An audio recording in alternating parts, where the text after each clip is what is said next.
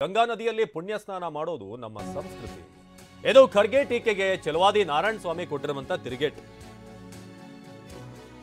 ಮಲ್ಲಿಕಾರ್ಜುನ ಖರ್ಗೆ ಒಂದು ಮಾತನ್ನ ಹೇಳಿದ್ರು, ನೀವು ಎಷ್ಟೇ ಪುಣ್ಯ ಸ್ನಾನ ಮಾಡಿ ಏನೇ ಮಾಡಿ ನೀವು ಮಾಡಿರುವಂತಹ ಪಾಪಗಳು ತೊಳೆದು ಹೋಗಲ್ಲ, ಯಾವುದೇ ಪುಣ್ಯ ಬರಲ್ಲ ಅನ್ನೋ ಅರ್ಥದಲ್ಲಿ ಹೇಳಿದ್ರು. ಆದ್ರೆ ಗಂಗೆಯಲ್ಲಿ ಪುಣ್ಯ ಸ್ನಾನ ಮಾಡಿ ಅಂತ ಪೋಸ್ಟರ್ ಹಾಕಿಲ್ಲ. ಕೋಟ್ಯಾಂತರ ಜನರ ನಂಬಿಕೆ ಅದು. ಅದನ್ನು ನೋಯಿಸುವಂತ ಕೆಲಸ ಮಲ್ಲಿಕಾರ್ಜುನ ಖರ್ಗೆ ಅವರಿಂದ ಆಗಿದೆ. ಈ ರೀತಿ ಯಾರೇ ಹೇಳಿಕೆ ನೀಡಿದರೂ ಕೂಡ ಅವ್ರನ್ನ ನೇಣಿಗೆ ಹಾಕಬೇಕು ಅಂತ ಮೈಸೂರಿನಲ್ಲಿ ಛಲವಾದಿ ನಾರಾಯಣ ಸ್ವಾಮಿ ಆಕ್ರೋಶ ವ್ಯಕ್ತಪಡಿಸಿದ್ದಾರೆ. ಯಾರಾದರೂ ಅಡ್ವರ್ಟೈಸ್ಮೆಂಟ್ ಹಾಕಿದ್ರ ಗಂಗೆಯಲ್ಲಿ ಬಂದು ನೀವು ಸ್ನಾನ ಮಾಡಿ ನಿಮ್ಮ ಬಡತನ ಎಲ್ಲ ನಿರ್ಮೂಲನೆ ಆಗುತ್ತೆ ಅಂತೇಳಿ ಯಾರಾದ್ರು ಹಾಕಿದ್ರ? ಹಿಂದೂ ಧರ್ಮದ ಅಸ್ಮಿತೆ ಗಂಗೆಯಲ್ಲೂ ಇದು ಸ್ನಾನ ಮಾಡೋದು ಅಥವಾ ಕಲ್ಯಾಣಿಗಳಲ್ಲಿ ಮಾಡೋದು, ಇಲ್ಲಾಂದರೆ ದೇವರ ಇದಾಗಿ ತೀರ್ಥ ತಲೆ ಮೇಲೆ ಹಾಕೊಳ್ಳೋದು, ಇದೆಲ್ಲ ಒಂದು ಸಂಸ್ಕೃತಿ.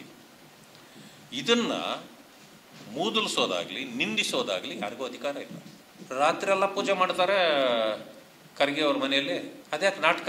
ರಾತ್ರಿ ಎಲ್ಲ ಕಚ್ಚೆ ಪಂಚೆ ಕಟ್ಕೊಂಡು ನಾಮಗಳು ಹಾಕ್ಕೊಂಡು ಮೈಯೆಲ್ಲ, ಅದೇನೋ ತೆಲುಗಿನಾಗ ಒಂದು ಗಾದೆ ಹೇಳ್ತಾರೆ, ಬೂಟಾಟಿಕೆ ಸ್ವಾಮೀಜಿಗೆ ಮೈಯೆಲ್ಲ ವಿಭೂತಿ ಅಂತ. ಹಂಗೆ ರಾತ್ರಿ ಎಲ್ಲ ಹಚ್ಕೊಂಡು ಮಾಡಿ ಹೊರಗಡೆ ಬಂದು ಯಾರನ್ನು ಓಲೈಸ್ಲಿಕ್ಕೆ ನೀವು ಈ ರೀತಿ ಮಾಡ್ತಾ ಇರೋದು? ಈ ತಿಂಗಳು ಕುಂಭಮೇಳ ಟಿ ನರಸೀಪುರದಲ್ಲಿದೆ, 10, 11, 12. ಕಾಂಗ್ರೆಸ್ ಸರ್ಕಾರನೇ ಮಾಡ್ತಾ ಇದೆಯಲ್ಲ ಅದನ್ನ. AICC ಅಧ್ಯಕ್ಷರು ತಾನೇ ಅವರು. ಇವತ್ತು ಸರ್ಕಾರ ಮುಖ್ಯಮಂತ್ರಿಗಳು ತಾನೇ ಇದನ್ನು ಮಾಡಿಸ್ತಾ ಇರೋದು. ಅವ್ರನ್ನ ಸಸ್ಪೆಂಡ್ ಮಾಡಲಿ ಪಾರ್ಟಿಯಿಂದ ಮುಖ್ಯಮಂತ್ರಿಗಳು. ಮಾನ್ಯ ಖರ್ಗೆಜಿ ಅವರು ಏನು ಹೇಳಿದಾರೋ ಅದು ತಪ್ಪು. ಯಾರಾದರೂ